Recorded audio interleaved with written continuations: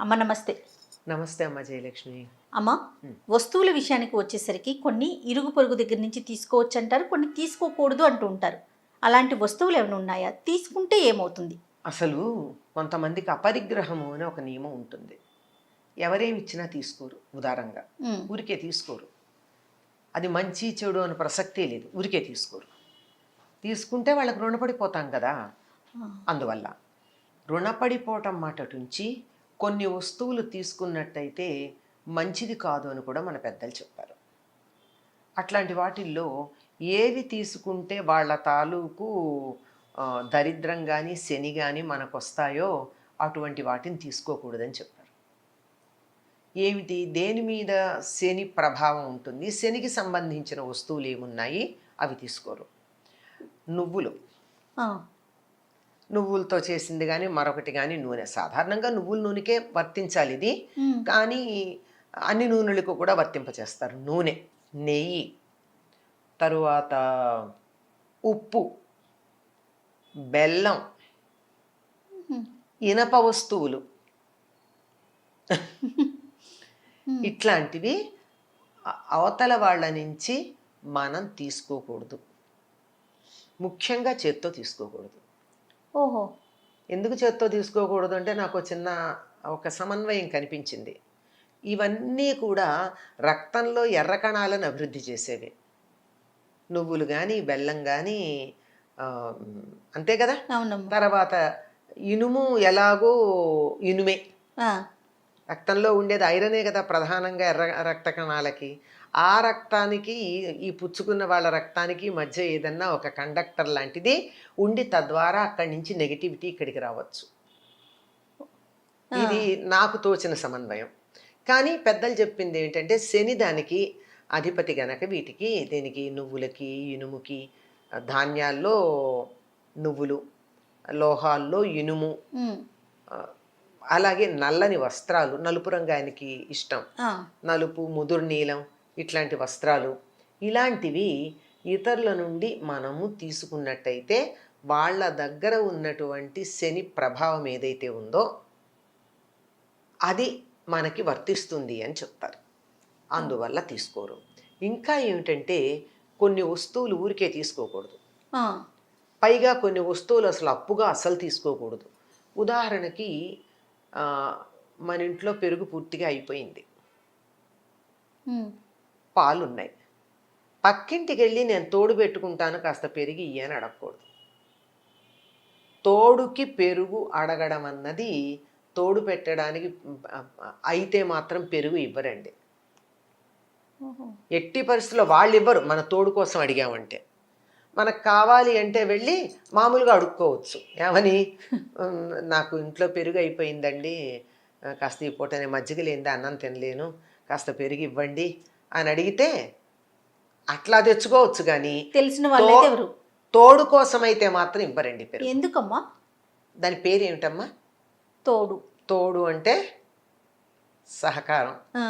నాకు తోడుకి లేదు ఇవ్వమని అడిగితే మన దరిద్రాన్ని బయట పెట్టుకున్నట్టే కదా. అటువంటి దరిద్రులకు మనం సహాయం చేస్తే ఏమో అది మనకు అంటుకుంటే ఇట్లాంటి అనుమానాలు ఏవో ఉండుంటాయి నేను అనుకుంటున్నాను. కానీ తోడు కోసం పెరుగు అడిగితే మాత్రం ఇవ్వరమ్మా. పల్లెటూళ్ళల్లో ఎట్టి పరిస్థితుల్లో పాడి బాగా ఉన్నటువంటి వాళ్ళు తోడు కోసం పెరుగు అడిగితే ఇవ్వరు. అది అడగకూడదు కూడా. అడగకూడదు.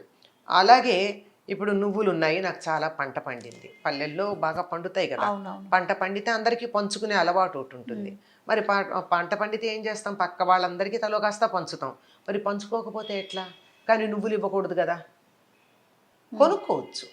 అందువల్ల నువ్వులు లాంటివి గనక ఎవరైనా మాకు పండే అయ్యేని పంపిస్తే తప్పనిసరిగా ₹1 అన్నా వాళ్ళకి ఇచ్చి తీసుకోవాలి.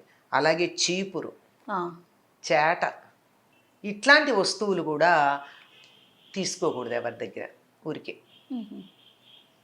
ఎందుకంటే ఇవి కూడా జ్యేష్ఠాదేవికి సంబంధించినవి. అది అడిగాము అంటే అవి అక్కడి నుంచి మనకు వచ్చినట్టు. ఇప్పుడైతే మనకి లేవు, కానీ పూర్వకాలం అలుగుగుడ్డలు ఉండేవి. అంటే ఇల్లు పేడ వేసి అలకడానికి ఒక గుడ్డలో పేడ వేసి ఇలా అలుక్కుంటూ వచ్చేవారు. అలుగుగుడ్డ అంటారు. అంటే ఇప్పుడు మనకి మాపర్ కింద లెక్క అనుకోండి. బట్టతో ఇల్లు అవునవును. తుడిచేటప్పుడు తడి బట్ట కావచ్చు, లేకపోతే మాపర్ కావచ్చు. అట్లాంటివి కూడా ఇవన్నీ కూడా ఈ క్లీనింగ్ ఇంప్లిమెంట్స్ అన్నీ కూడా ఆవిడ గారికి సంబంధించినవి. అందువల్ల అవి కూడా ఊరికే తీసుకోకూడదు. ఓహో.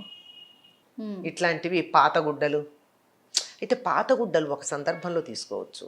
పసిపిల్లలు అప్పుడే డెలివరీ కనుక అయినట్టయితే ఆ పాత ఆ ఒంటి మీద పెట్టుకున్నటువంటి దానివల్ల వాళ్ళ యొక్క భావనలు దాంట్లో ఉండి బిడ్డ క్షేమంగా ఉంటారు కనుక అట్లా అడగచ్చు. కానీ మామూలుగా అయితే అట్లాంటివి ఇట్లా తీసుకోవడం అన్నది ఇవన్నీ దరిద్ర హేతువులుగా చెప్తూ ఉంటారమ్మా.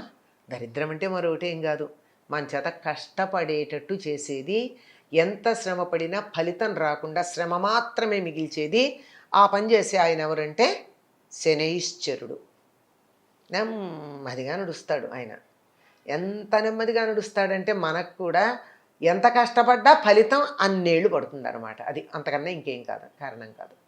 అందువల్ల వీటిని ఎవరి దగ్గర ఉదారంగా తీసుకోకూడదు అని చెప్తారు.